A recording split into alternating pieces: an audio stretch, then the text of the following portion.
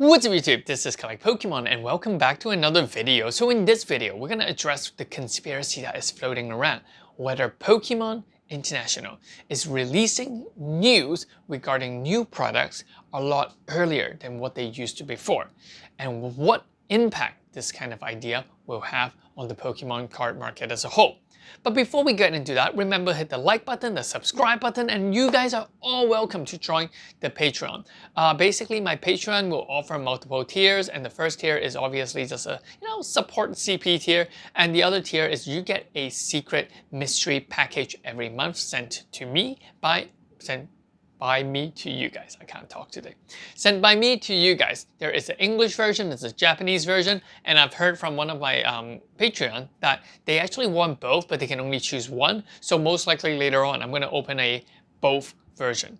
So that's pretty much that. So thank you for supporting this channel, but if you want to support me more, go on to Patreon. Coming back to this video. Alright, so in this video, I want to address that issue, whether it is a conspiracy or is something true. Well, I mean, Pokemon card knew that the Pokemon card market has been hyped up for a long time. They've actually made statements saying that they'll print more products and things, so on, so on, so on. And I think that traditionally, what happens to Pokemon cards is that it is usually scalped up to a very high price during or just before the release of the cards. The single card price is high, the booster box price is high, and the first PSA graded cards price will be high. Traditionally, first in the market, first thing first, first hand, first touch, first whatever first, it's gonna cost you a premium. And so the concept of that is becoming worse and worse because of the lack of availability of products. And you need to also understand the amount of products available pre-order is actually shrinking. And the reason is that many card stores are not willing to do pre-order because they know, well, first of all, because they just don't have that amount to do pre-orders. Second, they know that they can sell at a much higher price because they're not gonna need people to help them lock in to certain products. They don't need that extra cash for those certain products. Because a card store is run in a very different ways than most people would think. When you guys do the pre-orders, those card stores also do the pre-orders. They often don't have to pay the distributors until the day in which the distributors send out the products. And because of this, technically, many card store owners, many small card store owners are not rich. They're relatively poor. And because they're poor, they take the money that you guys pre-order and they pretty much use it to pay the distributors. And if no one is pre-ordering, they have no money to pay the distributors. So traditionally, what is happening is that that's what is going to happen. You take the money from here, you hold it, you put it there, and you send up the products. And in the between, you make a small margin out of it. But with the current set, it is becoming much more logical to just pay the distributors first and then set the price later. But you're gonna say, hey, Collect Pokemon, you just told me that you have to pay the distributor up front. If they have no money, why would they do that? How could they do that? Well, that's where credit cards comes in. So you can actually pay distributors with credit cards. And the beauty of credit card is you don't have to pay until a month after you use the statement. So here's the thing, this is what's happening. The card store owners, a lot of small card store owners, they're like, okay, I'll use my credit card, I pay the distributors give me stuff, and then I price up the booster box or whatever I get at a much higher market price than the usual pre-order price. And so I profit more, and I have that capital to shift back to the credit card, and everything seems to work out fine. Now this is a problem where a lot of card stores have crashed and died before, because what if that product doesn't sell?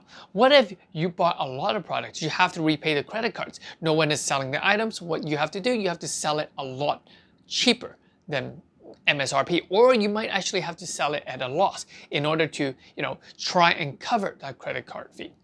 And because distributors just don't let you say, hey, give me the box set, I'll pay you later. No, credit card allows you to do that. So that's what has traditionally been happening. But because of this hyped up market, what stores are doing is they're paying credit cards, they're getting the products first, charging it at a higher price, so they can make a larger or higher profit. That's how it works now. Now, how the Pokemon companies try to address this issue is the concept of wave. That was the first mechanism they kind of introduced a few sets ago. Is it working? It wasn't working that well, but I think it's becoming much more mature in terms of these waves. How does wave work? So the wave actually works when you order a bunch of stuff from the distributors. They tell you, okay, you want 100 booster box. Then they're going to tell you, okay, you'll be allocated into 2 waves. First wave, you're going to get like 20 booster box, and the other one you're going to get the rest, or something along that line. You can't just say, hey, I wanted that 100 booster boxes, and I only want the one in front, I don't want the 81. It doesn't work that way because you did order for 100, and so that they will allocate you with that 100 but in 2 different waves. Now here is what we're expected to see.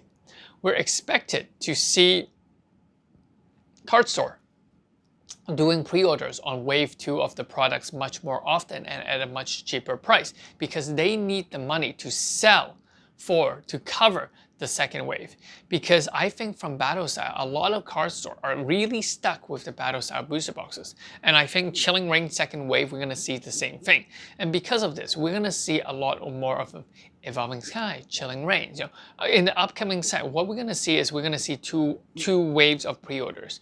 The second wave of pre-order is going to be a much cheaper pre-order price, whereas the first wave one, if you want to lock in the first wave, you might have to pay a much higher price for pre-order. I would assume that is what is going to do, what's going to happen. And because of this, I think that if you're not in that rush, and I don't see why you should be in that rush since PSA is still closed, a lot of people will opt for the second half of the wave because it is a lot cheaper.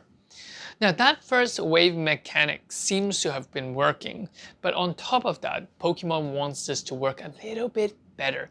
So how do they do it? Well, if you release news before a current set, if you release news about a new set that is upcoming, the one after the current upcoming release, what people are going to do is people are going to say, you know what, I'm tired. I'm not going to spend money on this current set that is really hyped. I would rather spend money in the next set. Or when Evolving Skies is released, people are like, okay, I mean, I like Eevee, but I'm not a big Eevee fan, so I'm going to wait for the 25th anniversary because they know what's coming. So I think with that, it actually doubled down on that wave mentality. And consumers are getting a lot more choices. And because of that, that is why I think that it might actually be a good thing, and it might be a way in which Pokemon is addressing the scalper or the high demand issue of many new Pokemon products. So yeah, so in the long run, I think it is a good thing. But in terms of the investor aspect, so I know here there's a lot of investor, it should not affect you. As long as you're able to get products at a much cheaper price, I think is very, very beneficial for investor as well. Because remember, booster box don't snap their finger and price goes up overnight. It takes 2, 3, 4 years before we see some movement in certain booster box to move above MSRP or the price that you originally got it at. So that is what I think. So for investor, I mean, there's nothing to lose. I mean, the investor, if I put on my investor hat, I would definitely be happy because of this. I mean, I would buy out all the Evolving Skies when the price is what, $90 maybe, $89 or $90, $95, $100. If it was at that price, I would buy that all day. And later on in 4 years time, I bet you each booster box of that Eevee Hero Evolving Sky set will go into $400, $500 booster box, something crazy like that. Just wait 4 years. So, but what it actually does, it's very beneficial in stopping the current initial hype. And I think that that's very good because more people with access to it, it's a much healthier hobby. And, you know, people just feel that they want to be in the hobby again. It's not like, oh, you know, you're buying Pokemon card, you're a scalper. You know, that's not a positive, I don't know what to say. But yeah, that's just not a positive view of people who plays Pokemon card. Anyway, I'll catch you guys in the next one. Remember to hit the like button, hit the subscribe button, check out the Patreon. Peace. This is Collect Pokemon. Bye-bye.